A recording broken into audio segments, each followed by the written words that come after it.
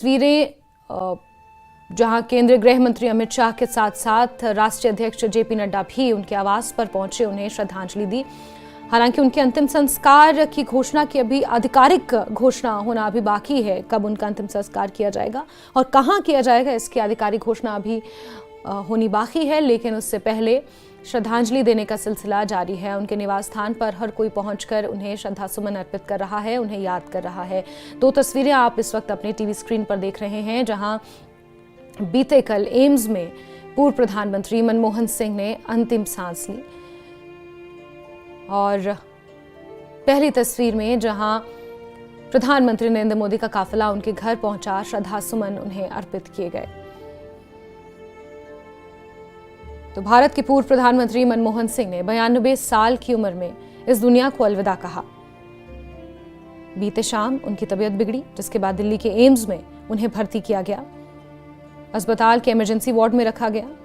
लेकिन 92 साल की उम्र में बेहद शांत, बेहद सरल स्वभाव के मनमोहन सिंह हमेशा के लिए शांत हो गए। बताया जा रहा है कि उन्हें दिल की बीमारी थी, हार्ट से संबंधित परेशानी से वो जूझ रहे थे, और साल 2004 से लेकर 2014 तक लगातार 10 साल देश के प्रधानमंत्री रहे। मनमोहन सिंह 26 सितंबर 1932 में पंजाब में उनका जन्म हुआ। अमृतसर के वो रहने वाले थे, मूल निवास स्थान उनका अमृतसर था। पंजाब विश्वविद्यालय से ही उन्होंने ग्रेजुएशन की। बहुत कम उम्र में उनकी मां का निधन हो गया था। उनकी दादी ने उन्हें पाला पोसा, उन्हें बड़ा किया।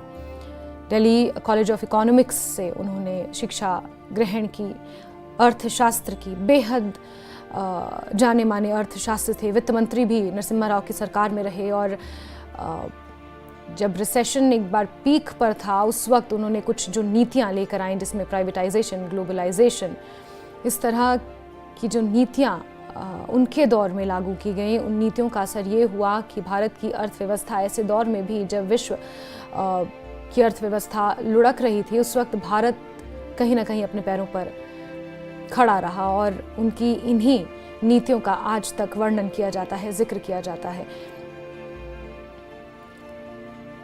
पंजाब विश्वविद्यालय से ग्रेजुएशन करने के बाद उन्होंने कैम्ब्रिज विश्वविद्यालय में भी शिक्षा ग्रहण की, पीएचडी वहां से की, डॉक्टर ऑफ फिलॉसफी यानी कि डीफिल तक उन्होंने पढ़ाई की थी। आपको बता दें कि पूर्व प्रधानमंत्री मनमोहन सिंह के परिवार में उनकी पत्नी श्रीमती गुरशरण कौर और उनकी 3 बेटियां हैं। ये तस्वीरें आपको दिखा रहे हैं जब अब से कुछ ही क्षण पहले प्रधानमंत्री नरेंद्र मोदी उनके आवास पहुंचे हुए थे, और उन्हें श्रद्धांजलि अर्पित उन्होंने की, और परिवार को ढांढस बंधाया। शोक संतप्त परिवार के साथ उन्होंने मुलाकात की, और इस बीच केंद्रीय गृह मंत्री अमित शाह भी श्रद्धासुमन अर्पित करने पहुंचे थे। बिना चुनाव लड़े ही 2 बार देश के प्रधानमंत्री मनमोहन सिंह बने। एक बार लोकसभा के लिए साउथ दिल्ली से उन्होंने चुनाव लड़ा था, लेकिन जीत नहीं पाए। कई महत्वपूर्ण पदों पर अपनी सेवाएं उन्होंने दी। वित्त मंत्री भी वो रहे हैं। 1985 में राजीव गांधी के शासनकाल में मनमोहन सिंह को भारतीय योजना आयोग का उपाध्यक्ष नियुक्त किया गया। लगातार 5 सालों तक इस पद पर उन्होंने काम किया। 1990 में प्रधानमंत्री के आर्थिक सलाहकार भी बने, और 1991 में राज्यसभा सदस्य बने। तो वहीं 1998 से लेकर 2004 तक राज्यसभा में विपक्ष के नेता भी रहे, और जिस शेर का जिक्र किया था कि हमको उनसे है वफा की उम्मीद, जो नहीं जानते वो वफा क्या है।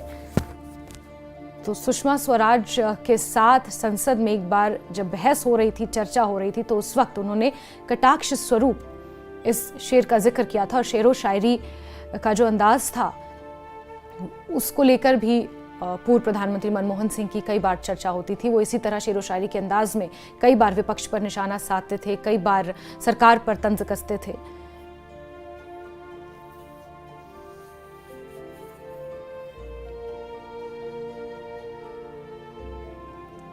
कांग्रेस के लिए एक बड़ी क्षति के तौर पर देखा जा रहा है। राहुल गांधी ने सोशल मीडिया एक्स पर ट्वीट कर ये लिखा कि उन्होंने अपने मार्गदर्शक और अपने गुरु को खो दिया, और इस बीच कांग्रेस ने अपने सभी कार्यक्रम रद्द कर दिए हैं। कांग्रेस के बहुत से नेता बेंगलुरु में इस वक्त मौजूद हैं, क्योंकि वहां पर राष्ट्रीय अधिवेशन कांग्रेस का चल रहा था, और इस बीच कांग्रेस अपना स्थापना दिवस भी नहीं मनाएगी। कई कार्यक्रम रद्द कर दिए गए हैं। 7 दिन का राष्ट्रीय शोक घोषित किया गया है। साथ ही साथ ग्राफिक्स में आपको बता रहे हैं कि कैसा था उनका राजनीतिक सफर।